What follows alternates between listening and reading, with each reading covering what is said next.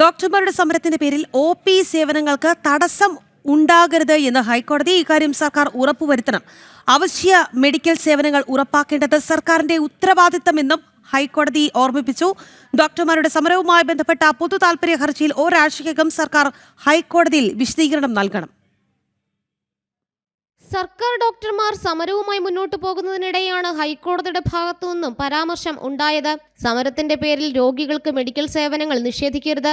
OP സേവനങ്ങൾക്ക് തടസ്സമില്ലെന്ന് സർക്കാർ ഉറപ്പുവരുത്തണം. ജനങ്ങൾക്ക് അവശ്യ മെഡിക്കൽ സേവനങ്ങൾ ഉറപ്പാക്കേണ്ടത് സർക്കാരിന്റെ ഉത്തരവാദിത്തമാണെന്നും ഹൈക്കോടതി ഓർമ്മിപ്പിച്ചു. ഡോക്ടർമാരുടെ സമരം മൂലം രോഗികൾ വലയുകയാണെന്ന് ചൂണ്ടിക്കാട്ടി അഭിഭാഷകനായ അജീഷ് കളത്തിൽ ഗോപി നൽകിയ പൊതുതാൽപര്യ ഹർജിയിൽ ചീഫ് ജസ്റ്റിസ് അധ്യക്ഷനായ ഡിവിഷൻ ബെഞ്ച് സർക്കാരിനോട് വിശദീകരണം തേടിയിരിക്കുകയാണ്. ഒരാഴ്ചയ്ക്കുള്ളിൽ സംസ്ഥാന സർക്കാർ ഹൈക്കോടതിയിൽ മറുപടി നൽകണം. ചികിത്സ ലഭിക്കാനുള്ള ജനങ്ങളുടെ അവകാശം ഭരണഘടനയുടെ 21-ാം അനുച്ഛേദം അനുസരിച്ച് ജീവിക്കാനുള്ള അവകാശത്തിന്റെ ഭാഗമാണ്. ഡോക്ടർമാരുടെ സമരം പൗരന്റെ മൗലികാവകാശം ലംഘിക്കുന്നുവെന്നും ഹർജിയിൽ വാദമുണ്ട്.